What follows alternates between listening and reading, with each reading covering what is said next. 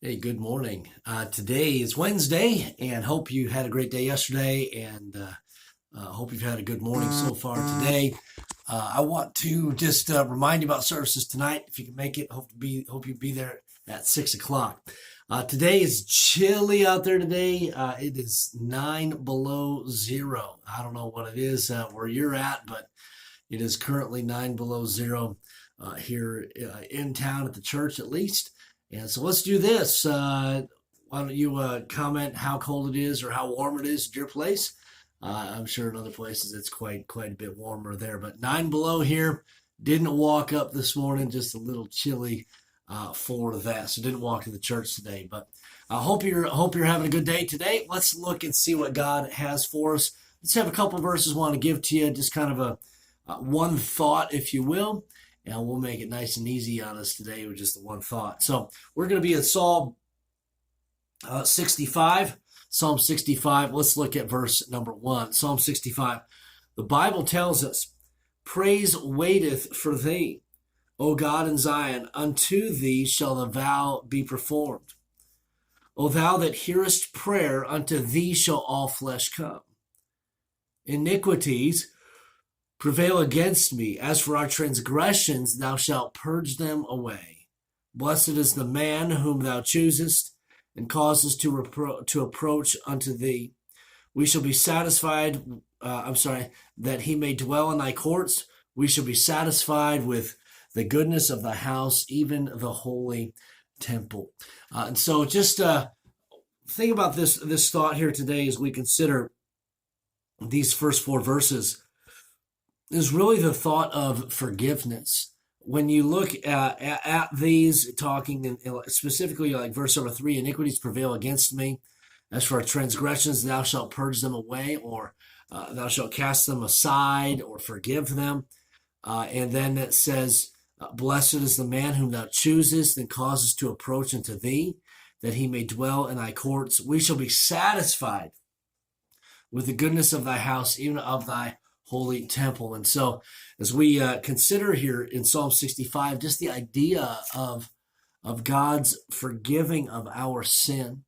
The Bible tells us in 1 John, and I'm sure you're familiar with it, in verse number 9, if we confess our sin, he's faithful and just to forgive us our sin and to cleanse us from all unrighteousness. And so as we consider seeking the Lord's forgiveness, I'm thankful that God forgives us of our sin. I think of just the many times in which I fail and I sin against my God, and I'm thankful for His forgiveness, for His, if you will, His second chances, and thankful for that. But as we think about our life as Christians, it's important that we recognize God is going to forgive, but it should not cause us to say, hey, God's going to forgive. I can live however I want. No, that's not the attitude we should have. The answer in question to that in Romans was, shall I continue in sin that grace may abound? And the answer is, God forbid. That's not the purpose of forgiveness. The purpose of forgiveness is for us to draw closer to the Lord. The fact that He does forgive should draw us closer to Him and give us a greater desire to live for Him. And as we consider this forgiveness, it's not just God that forgives, but as Christians, we also should forgive. In Ephesians 4 and verse number 32, it tells us that be ye kind one to another, tender-hearted, forgiving one another, even as God for Christ's sake hath forgiven you. And so we're to be kind and forgive others.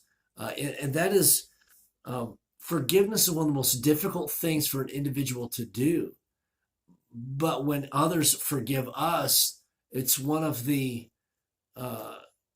greatest signs of love and kindness that someone can show to us, is that of forgiveness. When my children, when they do wrong, and I punish them for their wrong, and before I'd leave the room, or before we're done talking, I'll tell my kids, I'll tell them, what, I love you, and I don't want to see you do this type of thing again. And then I'll tell them, hey, you know what? Once we've dealt with it, we've talked about it, you've been punished for it, and that's it. I'm not. I tell them. I said, I'm not angry at you. I'm not mad at you. We're done. I've punished you, and we've taken care of it and talked about it. The reason why we don't do that, and then I tell them. I say, hey, now it's up to you. I said, well, I'll tell them when we walk out of this room. I'm done with it. You need to be done with it as well. And I tell them I don't want to see any attitudes. I don't want to see anything, and I tell them there's no reason for the attitude because it's over, and that's what forgiveness is.